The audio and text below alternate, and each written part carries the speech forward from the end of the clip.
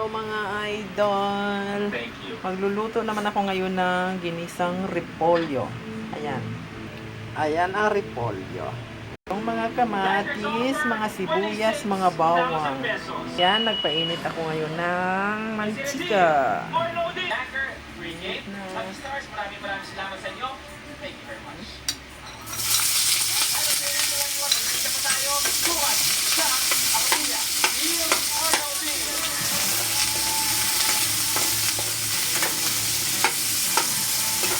Ang bango.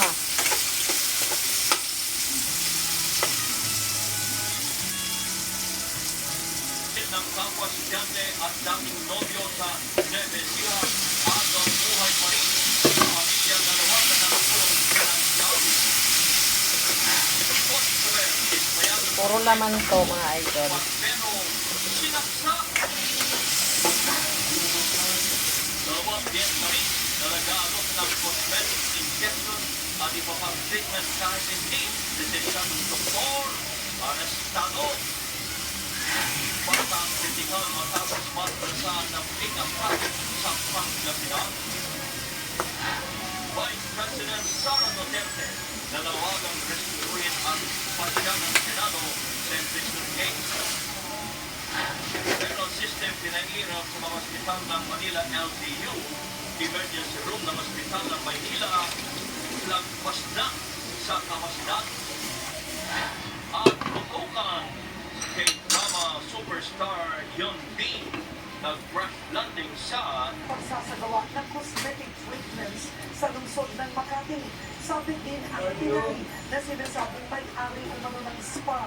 Exclusive nagpapatrol, Jeff Caparas. Patuloy naman ang investigasyon ng otoridad sa kaso. Sasampahan ng reklamong paglabag sa RA 2382 o Medical Act of 1959 ang mga suspect. Jeff Caparas, ABS-CBN News.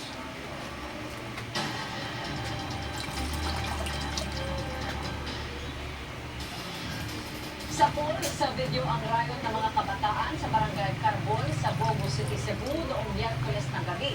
Nakuha na ng video ang dulo kung saan isang makarurot ng motorsiklo ang biglang sumemplang sa kalsada na nasundan ng batuhan at sigawan. Daming repolyo. Labing isang menor de edad ang sangkot sa riot kung saan 10 taong gulang na ang pinakabata. Nasa kustodiya na sila ngayon ng City Social Welfare and Development Office at isinasailalim na sa counseling session kasama ang kanilang mga magulang. Pinagmumulta rin sila at magsisilbi sa lusog kapalit ng kanilang pagkakasala.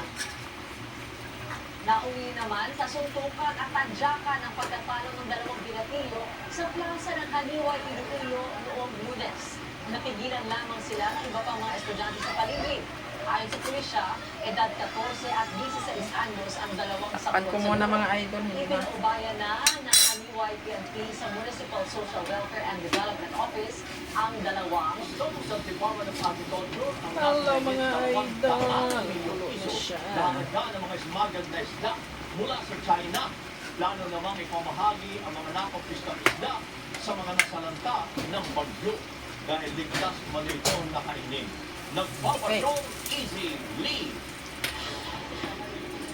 Ininspeksyon ng Department of Agriculture at Bureau of Customs sa port area sa Maynila ang mga nasabat na smuggled isda mula sa Luto na mga idol.